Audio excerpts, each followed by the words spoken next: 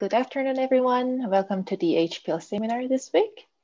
It is my pleasure to introduce our speaker today, Dr. Paris Vakiel. Paris started her undergraduate in 2007 at McGill University in civil engineering and achieved bachelor's degrees with honors in 2012. Then in 2014, she started her PhD here at the University of Calgary under the supervision of both Dr. Nigel Shrive and Dr. Christopher Dennison at the University of Alberta. Her work are also specialized in biomechanics, and specifically, her project for the thesis was about measuring stress within the knee joint using fiber optic sensors. She achieved her PhD degree in 2019 and has been working as a researcher at McCaig Institute. The current project that she's been working on is about how to improve surgical protocols for ligament reconstruction, which has become part of her research interest in addition to joint biomechanics. I also asked her about scientific accomplishments that she is most proud of, and she answered it is her PhD project. And the reason was because she has met many people telling her that it could not be done. Aside from academic career, she also mentioned that she recently became a new mother last month to a beautiful baby girl. So I would like to congratulate you with your little baby and a new beginning in your life. Thank you. So I can blame if I do any mistakes or anything and having a 1 month old and not sleeping a lot. So I have an excuse. Okay. Today, she will be talking about her thesis work entitled as Correlation between changes in stress on the surface of articular cartilage and the development of focal damage signaling the onset of post-traumatic osteoarthritis in an ovine model. All yours. Okay, thank you very much. So as someone mentioned, I am a member of Dr. Shai's research team at the McCaig Institute in the biomechanics lab. So let's get started.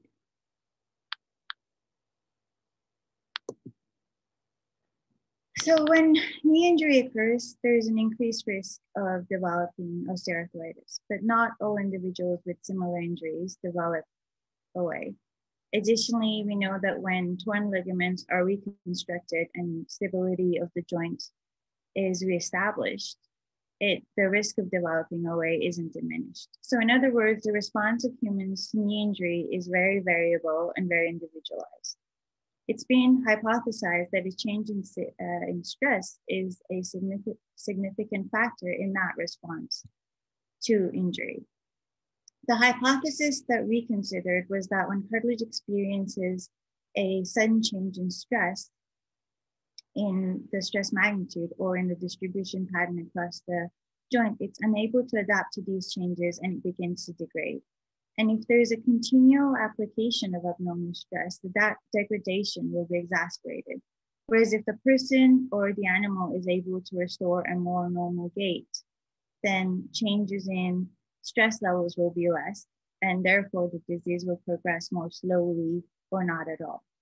Additionally, we know that clinical symptoms such as pain and cartilage degeneration can be related to a change in stress. Unfortunately, many of the methods that have been used in the past to understand how injury would impact biomechanical functioning of the joints, such as stress-sensitive films, have a number of important limitations.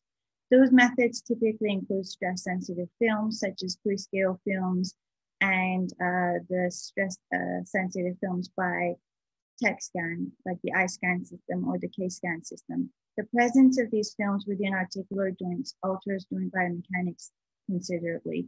And to insert these films within articular joints, a significant amount of dissection is typically required. There are also significant errors that are associated with their use on curved surfaces, their elastic moduli, the presence of humidity, and other fundamental properties that are related to their use in articular joints. So we wanted to look at newer methods that are needed to provide an improved assessment of stress changes in articular joints. One such technology is fiber optic sensors, or in particular, Fibre Bragg rating sensors. Fibre Bragg ratings are inscribed periodic variations in the refractive index of the photosensitive optical fibers. So in other words, in regular optical fiber, you have the optical core, which has a constant refractive index throughout the fiber.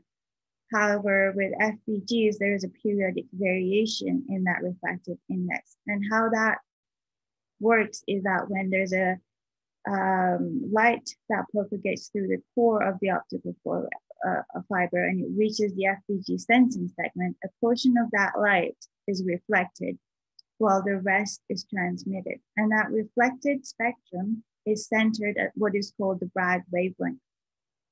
The Bragg wavelength is a function of the spatial period of the change in the refractive index, which is also referred to as the grating spacing. So any parameter, such as load-induced mechanical strain in the fiber that changes that grating spacing, also creates a measurable shift in the Bragg wavelength, which is what the sensors measure. FBG's sensors offer a new approach to assessing cartilage stresses. Their small size allow for easy insertion into tight joint spaces without the removal of biomechanically relevant structures such as ligaments, tendons, etc.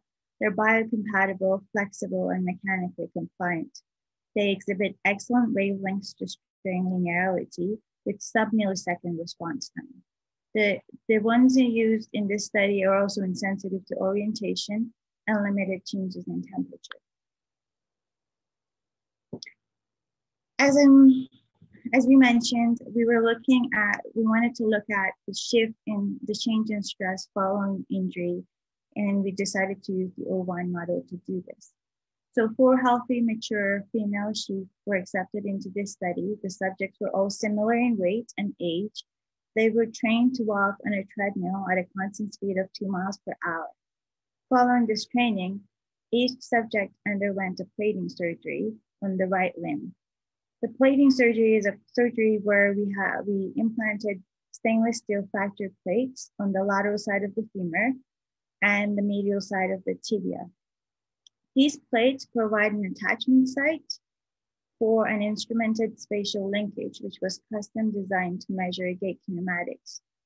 Each plate was firmly attached approximately 10 centimeters outside the joint using 2 or 3 stainless steel surgical screws. This chosen location has 2 benefits. One is that it's because it's outside the joint capsule remains intact. And it also provides a suitable flat surface on the bones for the plates. The image on the right is a schematic of the instrumented spatial linkage. And instrumented spatial linkage is just typically an instrument that consists of rigid links and rotating sensors, which can measure the relative motion between the 2 ends of the instrument. The image on the left is the spatial linkage that's attached to the femur and the tibia of one of the subjects on the treadmill. And there's a ribbon cord that attaches that ISL to the computer so we can record the data as the sheep walks on the treadmill. So after the plating surgery, and each animal was allowed enough healing time, which was about a minimum of 4 weeks, so that they were visually walking normally again. After that, they underwent a second surgery where stainless steel posts were screwed onto the implanted plates. Following that surgery, once the sheep was again walking normally, the subject was guided onto a treadmill and the ISL was attached to the post, and it recorded the 6 degree of freedom gait kinematics of the joint as the sheep walked on the treadmill. Here's a 10-15 second video for that website.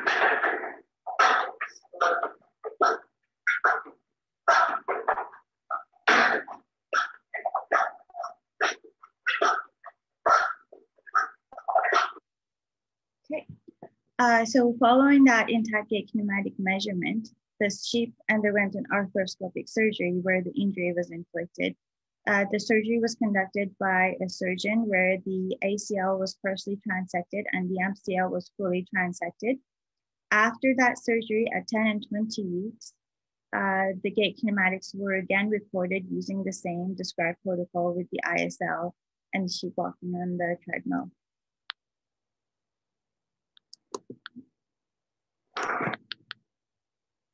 After the last gait kinematic measurement, the animals were sacrificed.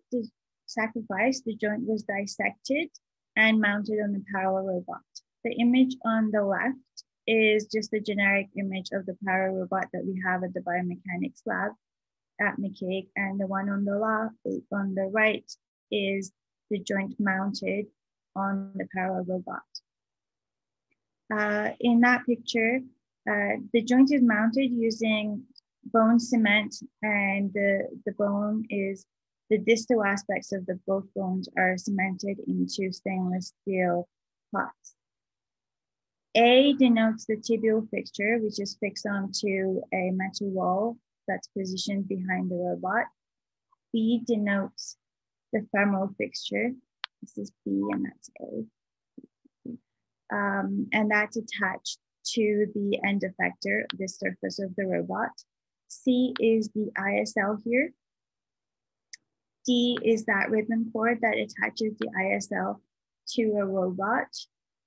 And E is the end effector of the robot, which is protected by an absorbent sheet during the cementing process.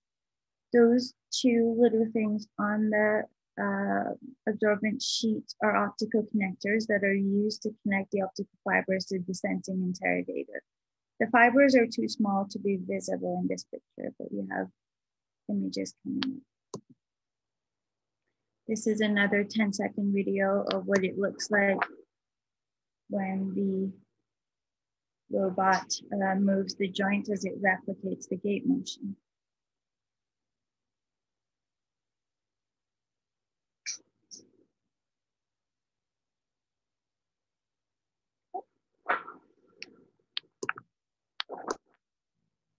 Moving on to the sensors. The sensors used in this project were based on a design that was published by Dr. Dennison some years ago with some minor modifications. The main elements of this design is the addition of the silicone annulus and the polyamide sheath around the sensing segment. These elements provide two benefits. One is that they reduce the modulus dependency of the sensors on the contact material. And two is that they increase sensor sensitivity to the applied load. And that's shown in this slide. The graph on the left shows the load response of a simple FBG that's available commercially. And you can see that the slope of that line, the fitted line, is 0.003. So as we increase the load, that is the fitted line that shows the sensor response. That same sensor was then fitted with the silicone annulus and the polyamide sheath. And once the silicone cured and hardened, we repeated the experiment. And now the slope of the fitted line has increased to 0.10 something. So we can see that with the addition of those two features, the sensitivity to load has increased by more than 3 times. That experiment was done twice, and you can see that the slope is in one is 0.102 and the other is 0.101. So the process was very reproducible. And another point to consider is that the R-squared values for all 3 lines is above 0.99, which illustrates the linear response of the sensors to load.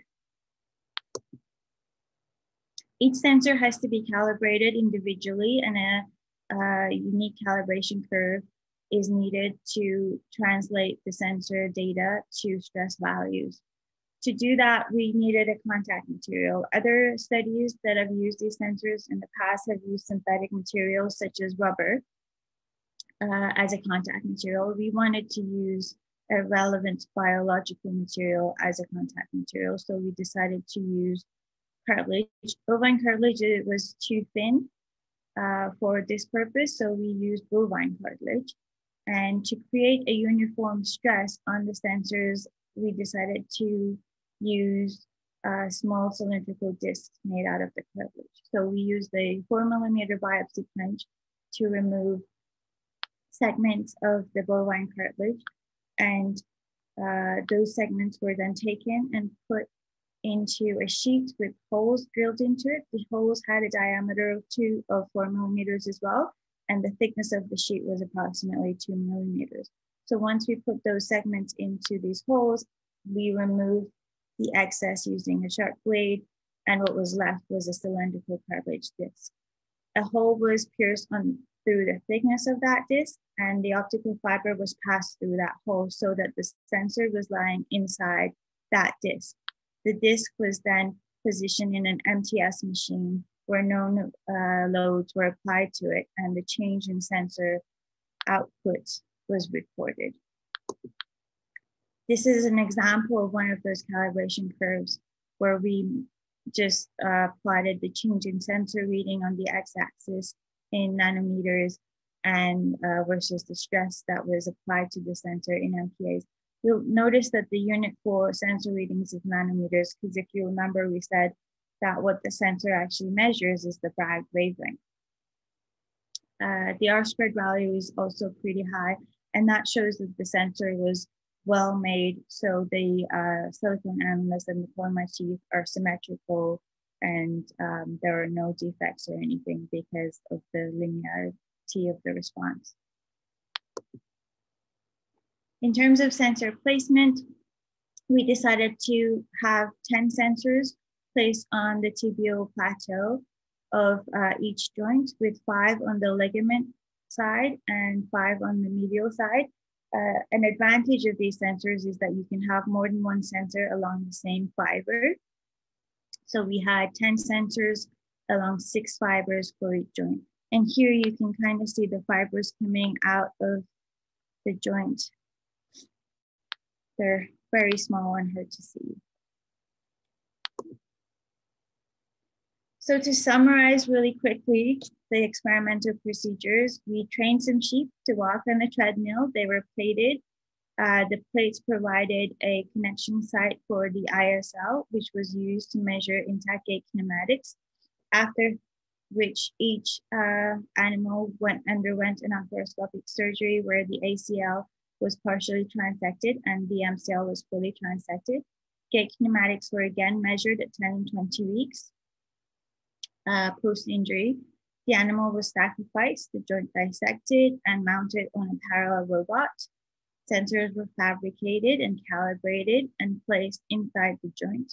As the parallel robot was used to reproduce the gait that was measured at 3 different time points, stress measurements were made using the sensor. This slide shows the 6 degree of freedom gait kinematics of the mean stride measured for each subject for all 4 subjects, plus minus the standard deviation. The top row is the 3 rotational degrees of freedom, flexion, extension, abduction, adduction, internal, external rotation, and the 3 bottom are the translational degrees of freedom, medial, lateral, posterior, anterior, and inferior, superior. The rotational degrees of freedom are all in degrees, and the translational are in millimeters. And what's important is that for each subject, there's quite a lot of variability between subjects, and that highlights the importance of using each subject as its own control, which is something that this methodology allowed us to do, because we're looking at each subject before injury and then after injury and comparing it to its own baseline. However, the base position, the difference in base positions can also be due to the difference in the location of the bony landmarks that are used to establish the joint coordinate system. This graph shows the 6 degree of freedom in vivo kinematics of one of the subjects for the 3 different measured gait kinematics. So the black shows the gait kinematics that was measured for intact before there was any ligament damage. The red is 10 weeks after ligament damage, and the blue is 20 weeks after ligament damage. And you can see that the gait kinematics has changed quite a bit for some of the degrees of freedom following injury. And this is just provided as a sample of one of our subjects. So this is where we get to the good part. These are stress values that are measured by the sensors. This graph shows the measured stress over the gait cycle from 0 to 100% on the lateral tibial plateau of one of our subjects for intact kinematics. So you can see that for 4 of the sensor positions, while there's definitely a similarity in the pattern that it changes during the gait cycle, the difference in magnitude is quite a lot. So while one sensor at approximately 8% gait shows a stress of over 20 MPAs, another sensor shows a stress of approximately 5 MPAs, which is, that difference is quite considerable and important. The maximum peak stress is typically for all the graphs at approximately 8% gait, and that's because that point in the gait cycle is hoof strike, or in humans heel strike, and that is expected to have the maximum peak stress at that point in the gait cycle. This is the same animal and the same sensor locations, but now 10 weeks post-trauma. So you can see here that one of the sensors has increased a lot in terms of load, the gray line here, while the sensor L1 has decreased. So the shift in stress is variable with the sensors as a result of injury.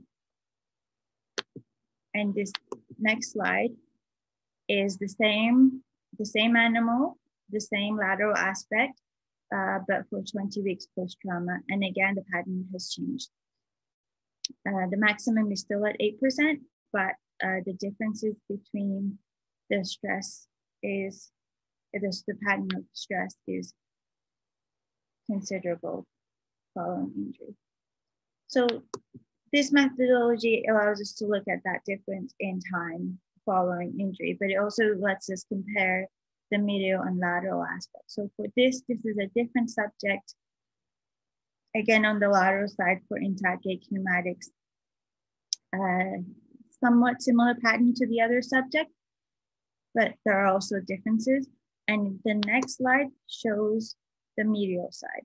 So comparing the lateral side to the medial side, you can see that there are similarities. There's a smaller peak and then a bigger peak that's shown in both sides. And there's like 3 peaks in this range that can be seen on both the medial and the lateral tibial plateaus, but there are also important differences.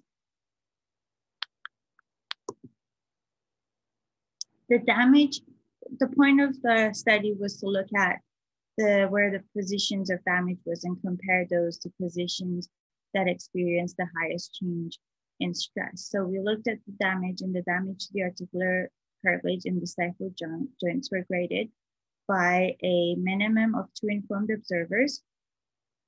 The partial transection of the ACL and the full transection of the MCL resulted in tissue alterations in that indicate the initiation of post-traumatic osteoarthritis in the form of gross cartilage damage and osteophyte formation in all 4 subjects. The largest change on the tibial surfaces were on the anterior aspects of the medial and lateral compartments, with all 4 subjects exhibiting some degree of damage in that area. However, there was no damage on any of the subjects on the posterior side of the tibial plateau. On the femoral surface, the most damage was found on the anterior and posterior side of the lateral condyle, with only 1 subject showing no sign of damage in this section. There was no sign of damage on the distal patella in any of the 4 subjects, and only minimal damage on the proximal aspect. The score for cartilage damage was much higher than the gross osteophyte score, and that can be because it takes longer for osteophytes to form following injury. The highest morphological change occurred in the lateral femoral, both in terms of the gross cartilage score and the gross osteophyte score. But what's important was that we couldn't find any correlations between alterations in 6th degree of freedom and this damage, which is what a lot of studies have tried to look at. This may be due to the main limiting factor in our analysis, which is the small number of subjects that were considered in this study. This is the part that's my personal favorite. So this project allowed us to map the stresses on the tibial plateau. The numbers next to each center position are stress magnitudes. The one on the left showed the average stress magnitude over the gait cycle, and the one on the right is the peak stress magnitude over the gait cycle. The number in black indicates the intact, for intact, so the stress magnitude that was measured while replicating the intact gait kinematics. The red is 10 weeks post-injury, and the blue is 20 weeks post-injury. So we were able to compare the positions that had the highest change in terms of average and peak to the positions that showed the damage. On the lateral tibial plateau, the biggest change in both the average and the maximum magnitude was at position L4, which is this is center L4, where the maximum stress value had an increase of approximately 40%. From 4.35 to 6.07. And the only focal damage that was observed on this lateral tibial plateau was also very close. It was here, close to the center position. On the medial tibial plateau, the focal damage that was observed was close to the centers M4 and M2. This is M4 and this is M2. It was approximately here. It was very close to center position M4. Both these center positions underwent significant increases in maximum stress values, with this center going from 3.3 for intact to 8.02. And that is 140% increase. This was for subject 1.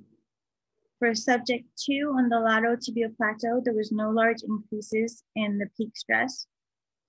For the average stress, the biggest change that occurred was at position L5, which is this position here. And that was also the only cartilage damage on the lateral tibial plateau was also located next to this center.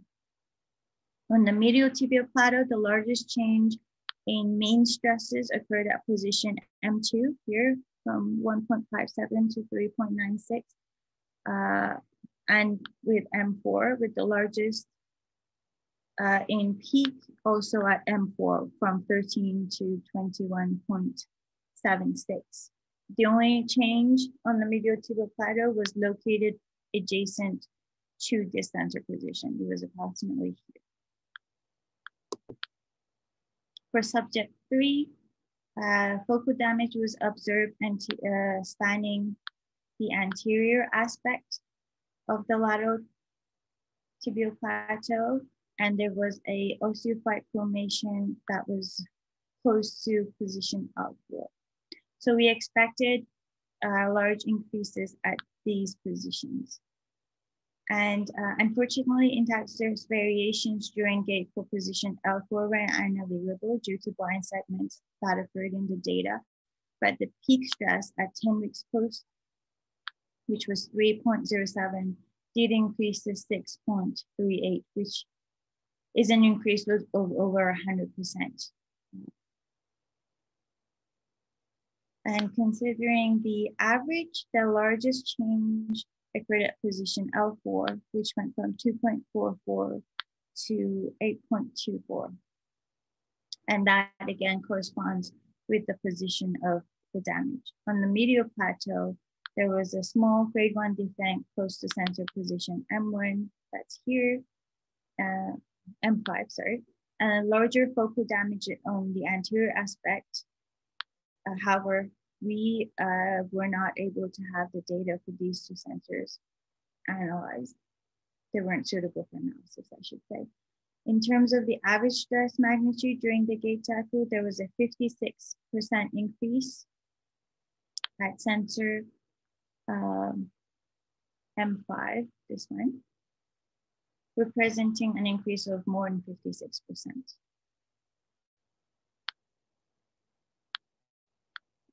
Moving on. For our last subject, on the lateral tibial plateau, there were significant stresses, increases in the peak stress at position L1 and L2 and L4. And for average stress magnitude during the gait cycle, significant changes were apparent at positions L1 and L4. Average stresses also increased at position L2 by over 100%. However, it's relatively low regardless of this increase.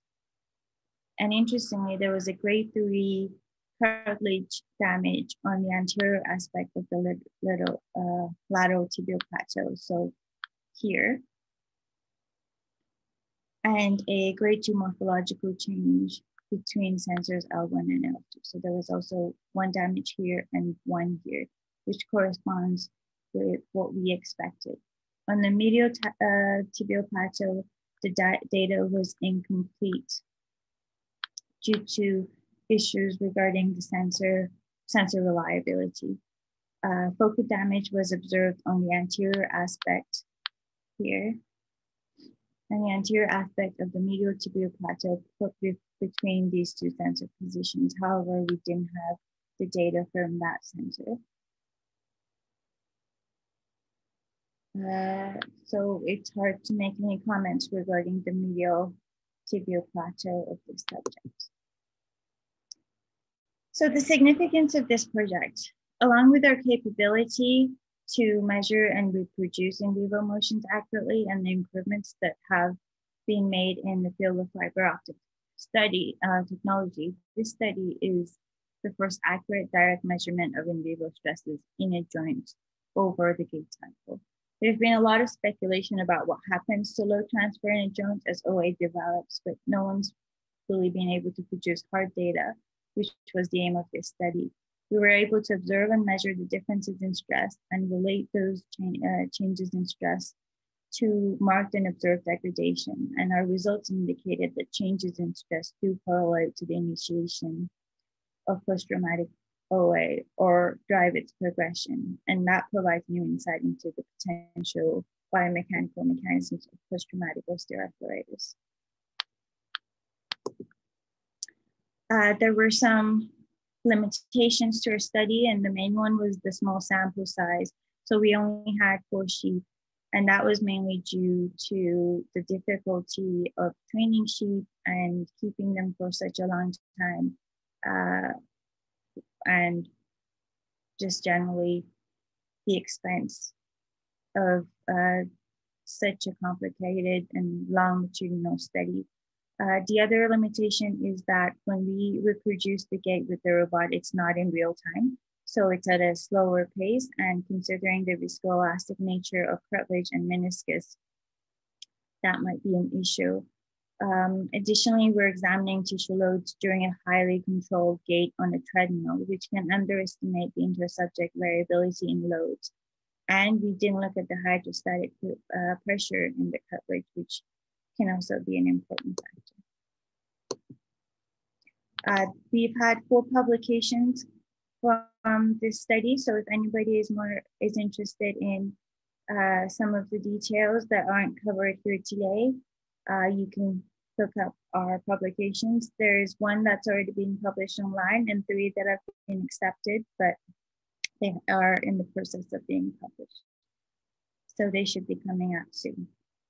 Of course, I'm available for any questions. That's it. Thank you for listening, and I'm looking forward to answering all the questions. Thank you very much, Paris, for the great talk. Before we get the discussion started, I would like to kindly encourage you to turn on your web camera for an active interaction during the discussion period.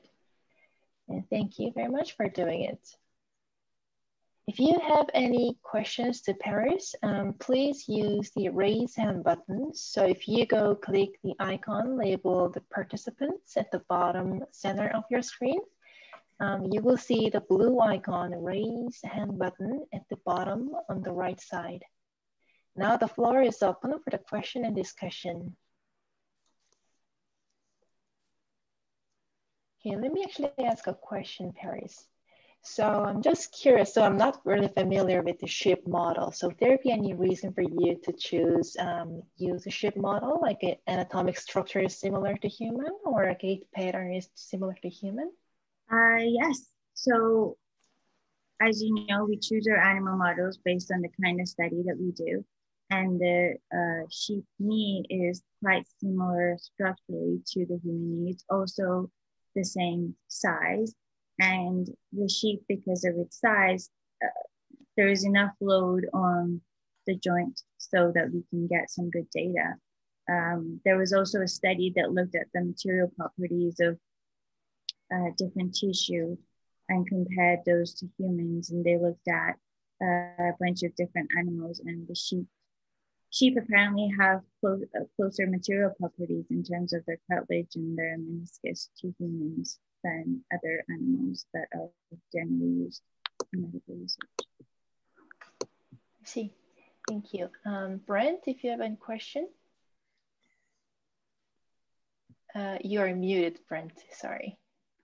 Sorry, thanks, Paris. I've got two questions, and the first one is methodological.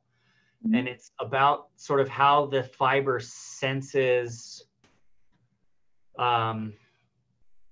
the pressure measurement. And so from what I understand is for the calibration, you apply a load, and then you probably divided that load by the cross-sectional area of your cartilage sample to call that the stress.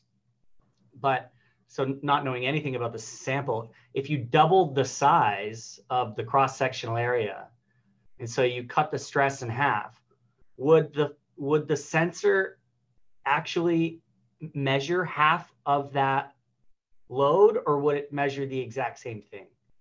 Does my question make sense? It does. So first, the reason I chose such a small size is because of the uniformity. So as you know, cartilage material properties changes even over a small distance in the same animal in the same area. So I wanted to have as uniform a sample as possible. So we decided to go with the 4 millimeter. And also it's easier to make a uniform cylindrical shape because it's on a curved surface if you have a smaller sample. The idea is that because it's between two rigid surfaces that are applying the load to the soft tissue, that the stress is uniform. So theoretically, if you do have a larger sample, you should get half the sensor reading. I did at the beginning of the project use a larger sample, and I was getting smaller stress measurements. But I don't remember actually testing to see if it was exactly half or if it was exactly the number, but I did try a larger sample, and I realized that if I use a smaller sample, I can go to a higher stress value using just a more simple MTS machine. Yeah, well, you know what also gives me confidence in the absolute value of the stress measurement is that it's very, the average values and the peak values are very close to kind of the types of stresses I think of when I think about contact at a knee, 5 megapascals, 10 megapascals, that kind of thing. My second question had to do, you flashed those publications. You teased us with those publications at the end of your talk. And the last one was entitled something like Correlations of Stress with the Damage Scores. You didn't give us any correlation values. And so I'm just wondering. Oh, okay. What actually kind the of same correlation? Sorry, go ahead. Do you have correlation values for how well the damage scores correlated with the stress measurements? So we didn't do a mathematical correlation. because the damage isn't exactly at the sensor location, right? And if we wanted to do a whole map of the sensor locations and get exact values for what we think each one of them would be, we'd have to have a lot more sensors in there, and then that would disrupt the functioning of the joint. So, so we just did a qualitative correlation. So for each of the subjects, other than the one side where the data is incomplete, it lines up where you expect the most change in stress to be is where the damage is. Or the other way of looking at it is by looking at the damage and saying, okay, the damage is here, the sensor position that's closest to it is this one, therefore I expect a bigger change in that one. That one happens to be the one that has the biggest change. So qualitatively, it works out for all 4 subjects, other than putting aside the medial aspect of the subject 4 where we didn't have the complete data. But it's really hard to do a statistical correlation with this type of data and have it actually be meaningful, I guess. Yeah, that makes sense. Okay, thanks a lot. No problem. Thank you. Okay. And Kwan, you have a question? Yes. Hi. Hi. Hi, Paris. Thanks for the presentation. I have 3 questions actually. The first one is I may have missed that in your presentation. How can you use each animal as its own control? Is it possible that you insert the fibers for the optical fibers for testing in vivo? No. So to insert the sensors, you'd have to dissect the joint. You'd have to remove the skin and be able to position them. So it's not something that you can do in vivo. But what I mean by that is we measure the gait intact. So before there's any injury, we measure the gait kinematics, and the robot replicates that gait kinematics very accurately. So Okay. Based on that, we're assuming that by replicating that gait motion with the same joint, it's the same joint and the same motion that was happening in vivo, ex vivo, we're going to get the same stress values.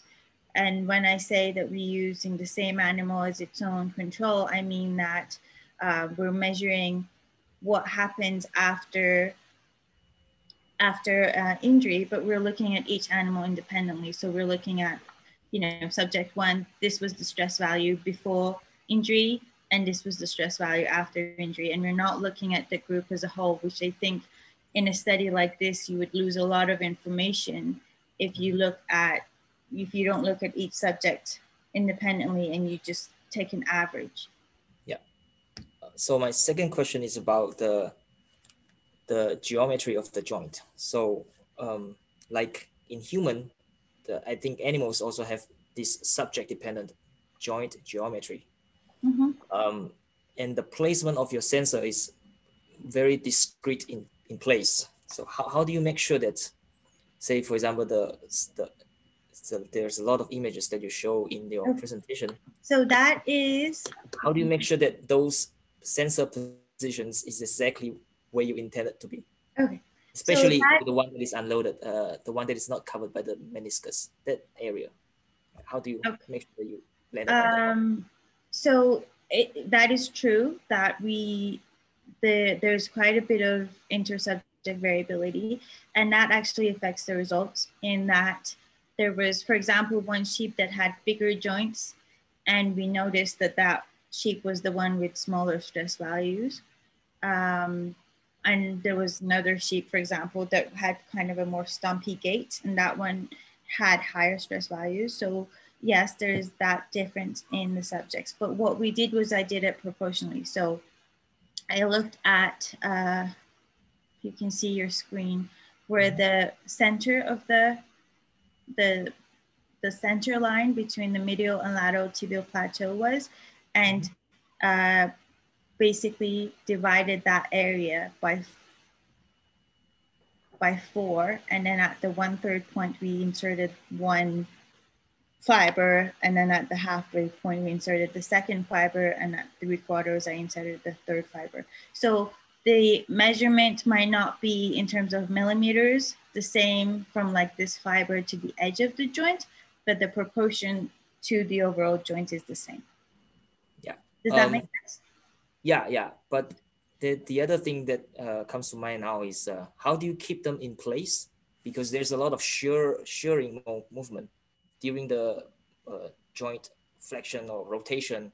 Mm-hmm. How do you keep those fibers in place and make sure that? So I tried a lot of different ways to do this. And that was actually one of the issues that I had, was because it's, you know, as you can see, there is so much of a difference between sensor positions that are only a little bit far apart, that if they moved, then that would create a lot of error in our measurement. So what I did was I attached and it's interesting, always they say the best solutions are the most simple ones.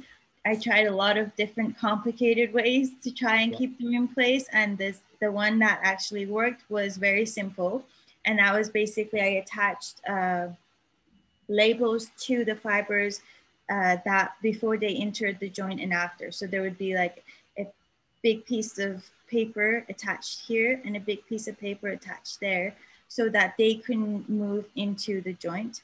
And then that I used a flexible double-sided tape outside the joint and attached those to the labels. So basically, by making sure that I fixed the entrance and the exit point of each fiber, I made sure that they didn't move. So as you know, in spatial geometry, if for a line you keep 2 points constant, the line stays constant. So we made sure that the fiber was straight and taut, and it was fixed at the entrance point to the joint and the exit point to the joint. And that's what worked. And the way that I know that it worked is by, we replicated the gait cycle numerous times for each subject. So it wasn't just, we did this once. I did each test multiple times, and the starting stress and the ending stress was constant over that replication. Actually, nice. I can. So it's repeatable. Yeah, I can show you, put the slide in here. This one. So this is actually, it's a cyclical graph. So it's it's not for a repetition of one gait cycle, it's 4 gait cycles. It's the animal walking for four steps. And the circumference of the graph is the percent gait, and the radius is the stress. So at 0% gait, we started here and then come back here, and then, yeah, so 4 gait cycles, and you can see that they're very close together. And because this isn't the same step, it's 4 steps, I wasn't expecting them to be exactly the same, because you're not going to take 4 exactly the same steps. But just the fact that they line up so well means that, yeah, the sensors are not moving. Nice. That's impressive. So the final question that I have is about local stress concentration that can be potentially introduced into the joint cavity.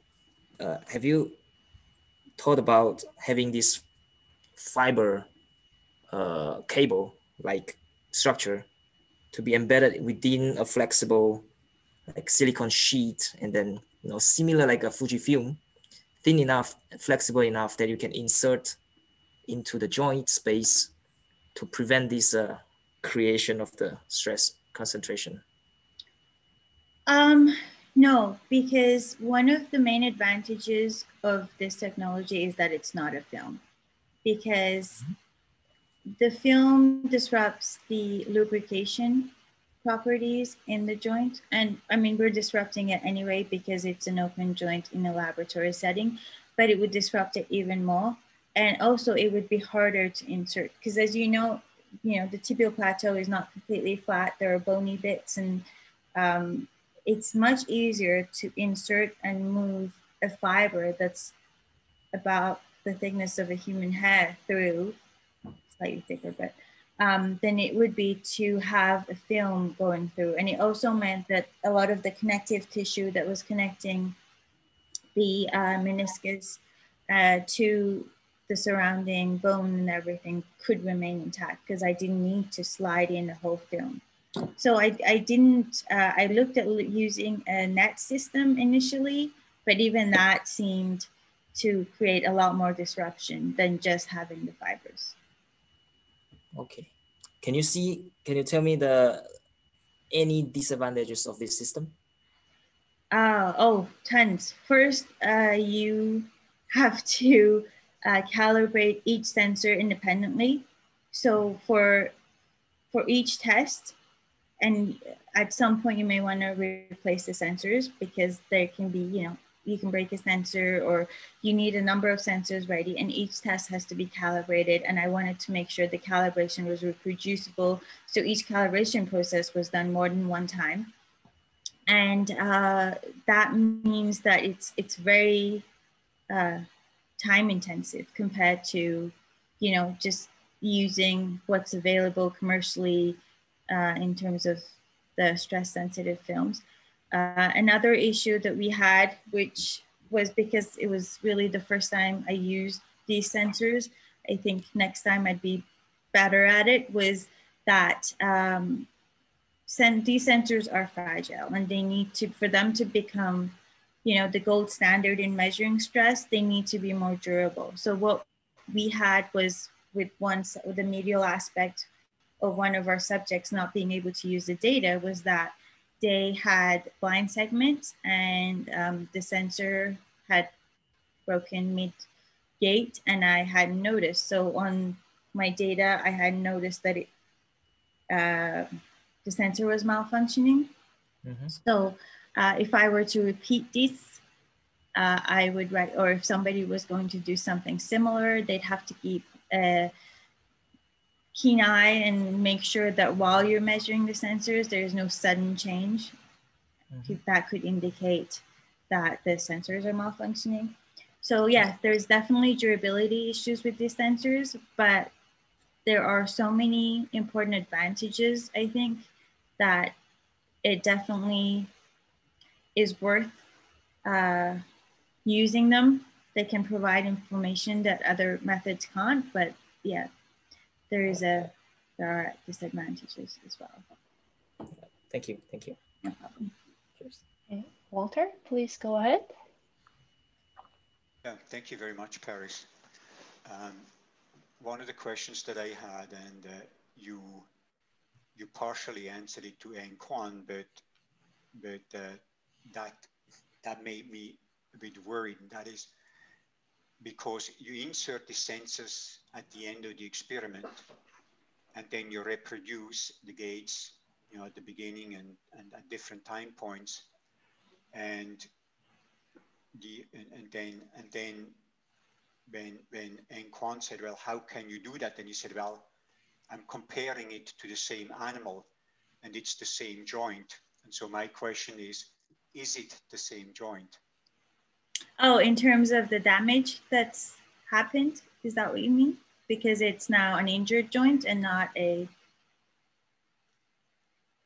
When you reproduce exactly the kinematics, Mm-hmm. and you measure at the end the pressure distribution, the stresses, do you think those stresses reflect what it would have been with that kinematics prior to ACL, MCL damage? I guess that's the question. I think they are very close. And the reason for that is the way that we replicate the motion is based on the movement of the two bones. So as you know, if you have two rigid structures that are moving and you have soft structures in between, the movement creates a certain amount of strain in those soft structures.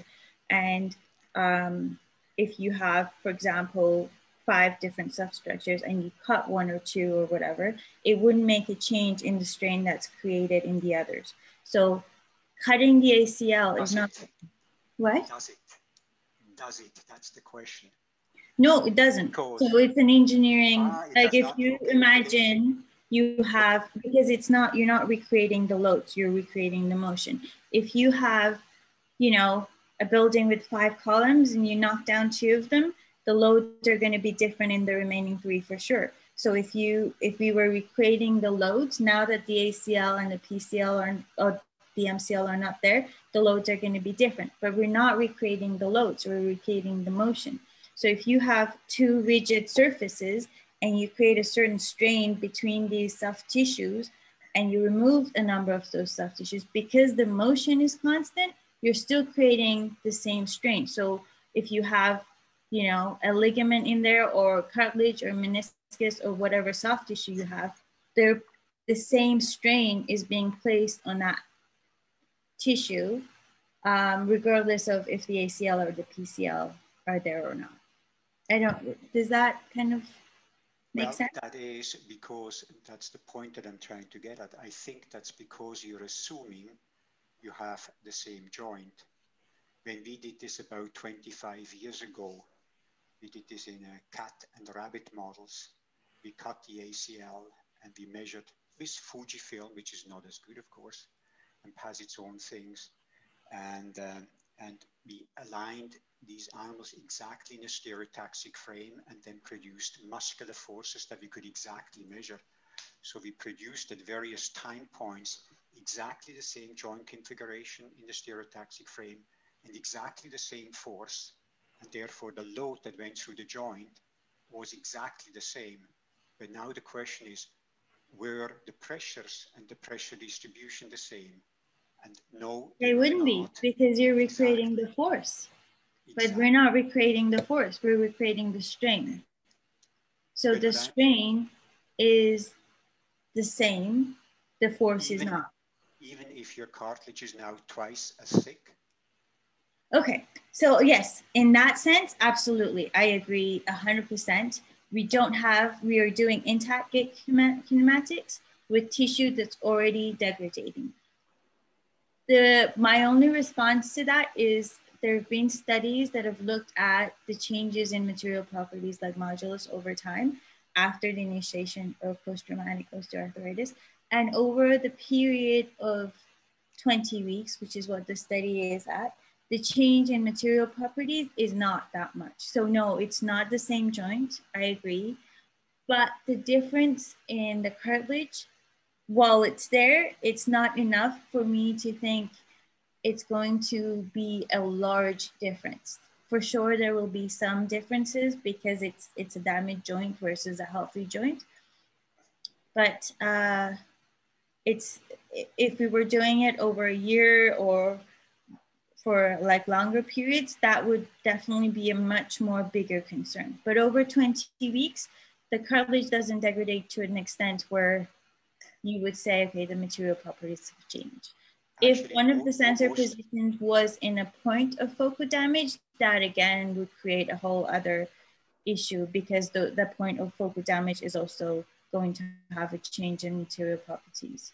So yeah, it is a concern, but a smaller one because it's a shorter time frame. It just in our study, you know, with rabbits and cats, the cartilage did actually not degrade, but the cartilage got softer and thicker.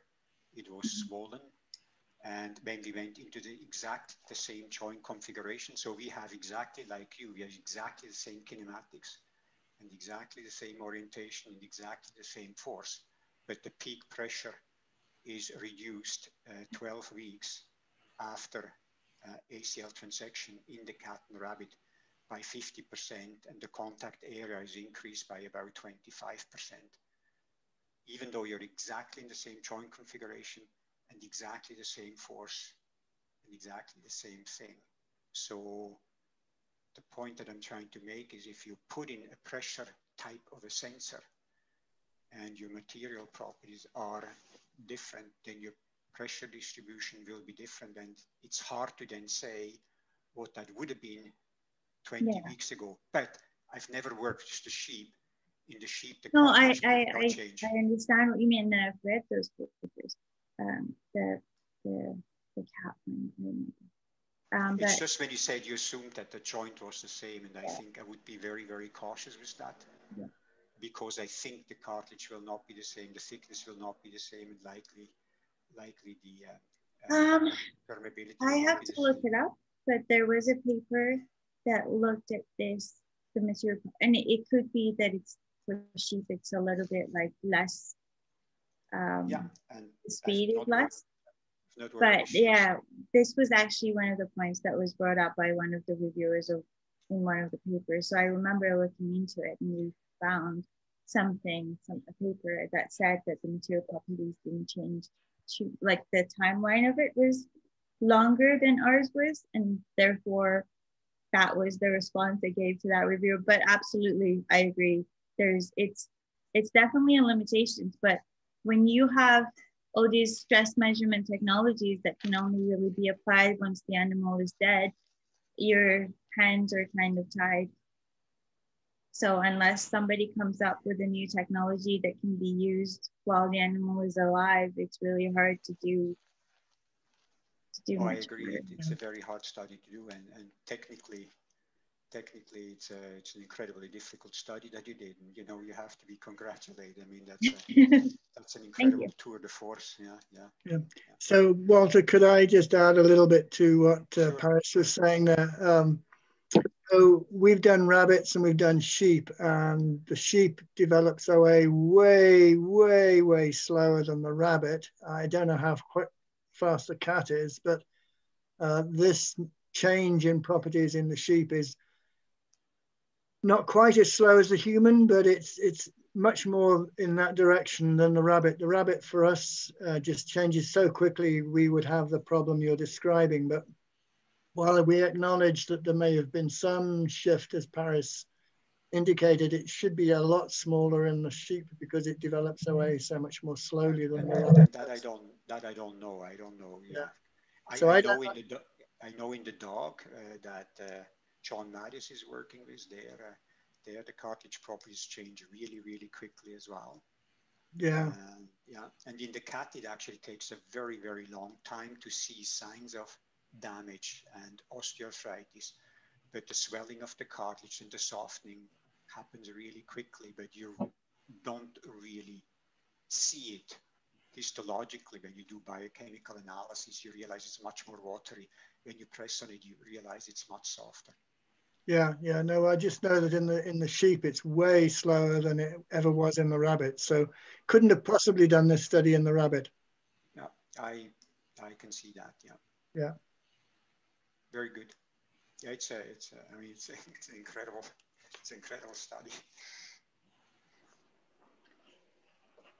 Okay, I see Ziska, you have a question for Paris?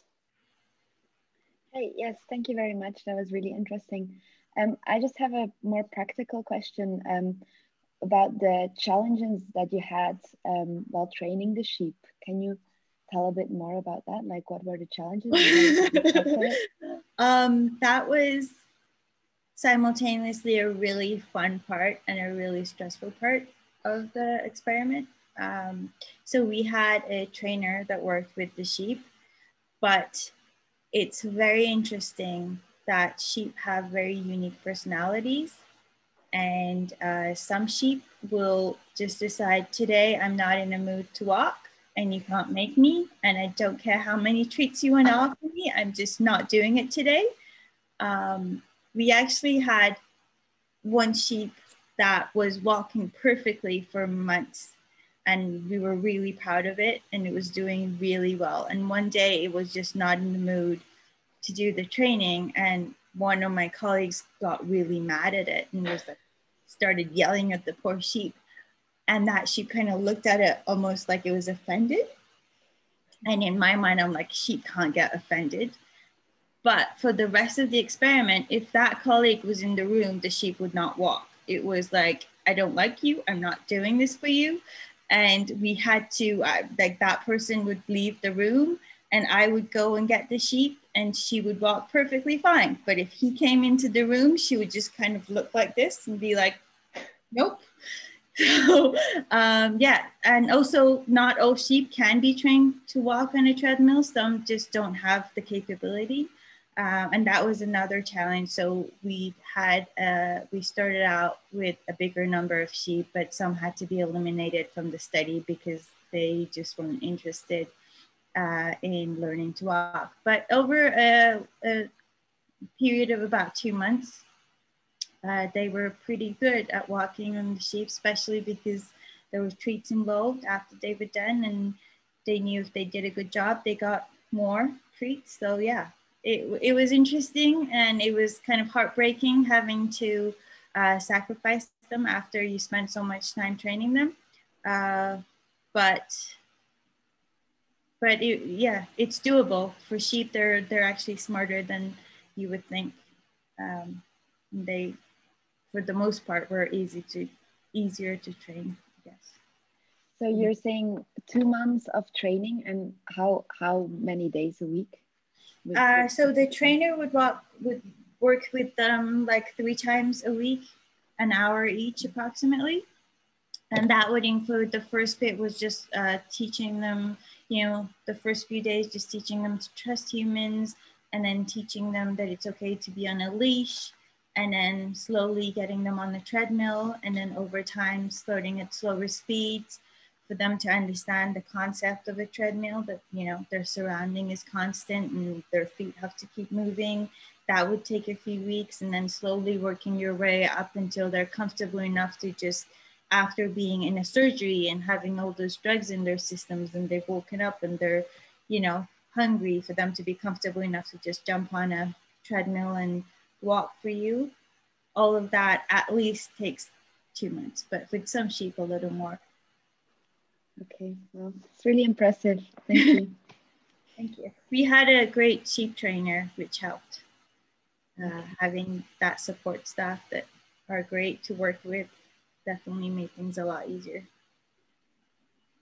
Thanks. Thank you for the question. Okay, would there be any last or final question to Paris? Walter, I still see you raising your hands. Okay, you just look. Yeah, I just have actually just a very simple question. I was really curious about why MCL and partial ACL. Why did you decide on that model? So we looked at different models, and that's a model that's been used in our lab before. And it's an injury that happens, that occurs with athletes where they have the partial ACL, but also it was kind of the decision of the surgeon in talking to them. Partially, the idea was that it's much easier to make sure that you're done with approximately halfway through the ACL. The surgeon wasn't 100% sure that they could make it a full transection every single time, but also because we've had that injury model and we had other data and kind of knew what to expect in terms of how the damage would form, was why we chose that injury model. When you did the partial ACL, that never then broke during the experiment, that never fully tore, or? No. No? Okay.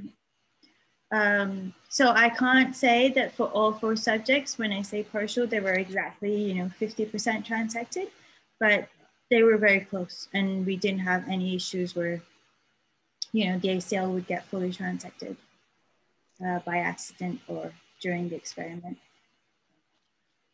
Just another little thing, when you showed the kinematics there, and you referred a little bit to it, the knee joint kinematics, for example, there seem to be really big differences between the animals. Was that just how the linkage system was attached, or was that actual differences in the joint angle, like 20 or 25 degree differences in the knee joint angle on how the animals walked? So the pattern, the difference in the pattern is the individualistic differences, but where you're choosing your first point in the graph, that depends on how you define the coordinate system. And the way we defined the coordinate system was it was the same way, but it was based on the joint geometry of each subject. So what that first point in each graph is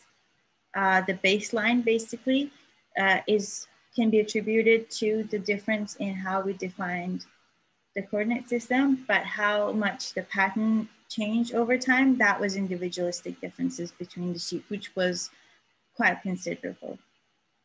So they do walk quite differently in terms of, yes, let's say, knee joint excursion. And you could see it visibly. Some sheep Okay. tend to, you know, have a heavier step. Some sheep tend to, you know, even as you watch them on a treadmill, you can kind of, even in terms of stress, with one of the sheep, she had a more stompier gait. And I thought, okay, we're going to get higher stresses with this one, which we did. But yeah, they do have differences in how they walk, just based on their size and just differences between Interesting. sheep. Yeah. Thank you. Thank you. Brent, if you have any questions to Paris? Oh, I meant to take it down. No, Walter took my question. It was about the variability. Thanks. I see. Okay, then Rob, if you have any last question for Paris? Yeah, it's an odd question. Perhaps you've got a quadruped using as a model to look at ACL injury in a biped, but the quadruped has a much more stable gait. I'm wondering if a biped is a better model. Do sheep, being a quadruped more stable gait, do they get ACL injuries? Do they ever get put into this position? Is that knee going to be, are you really looking to translate this to a biped in interpretation? So in terms of the structure and the anatomy of the joint, it's very similar to humans in terms of the animal models that we could choose. But that's an interesting question, and it's come up before. But when you say biped, what would you have chosen? Because it's what animal can you choose that has a similar joint to a human with a similar structure and a similar anatomy, and it's a biped. So that is, at some point we have to say, this is just what it is when you use an animal model. There are going to be differences. ACL injuries, because I know they occur in horses, I would assume they occur in sheep as well, but I don't know. I haven't really looked. So horses do get ACL injuries, do they? I believe. Horses do get ACL injuries? They don't? I'm asking you, did you just say that they do? Yeah, I think so. I might be remembering wrong, but I do think that they have ligament injuries in horses, and sometimes that's what problems that occur and they need to be fixed. Because if I remember correctly, one of the surgeons that was doing our surgeries is a veterinary surgeon, and he's worked with horses before. And when he started doing work and helping us out, he said he'd repaired horse knees before, but he wasn't sure how it would work with sheep, and we had to set up kind of a practice so he'd get an idea of how to not repair but create that damage. So I as far as I know, I don't know how common it is, for it does happen in horses because he repaired it before. He worked with race horses before, but I don't know. I honestly have no idea if sheep in their natural lifetime actually have ACL ligament injuries. Kind of assume that the way we take care of our sheep and the way they're the farming industry, probably not. They're not really. Yes, it wasn't a criticism. I was just wondering interpretation. I don't know. I would assume probably not very often, but the reason it was chosen was based more on the anatomy and the structurals. The size is similar to humans, but I don't know if they actually have that form of injury. Yeah. Thank you. Thank you. I'll look into it. Okay, Anquan, if you have any quick question, final quick question. Just a comment, a fun fact. for Rob and Paris. So there is a study, a group from Korea actually, the train the mouse for a bipedal walking to study the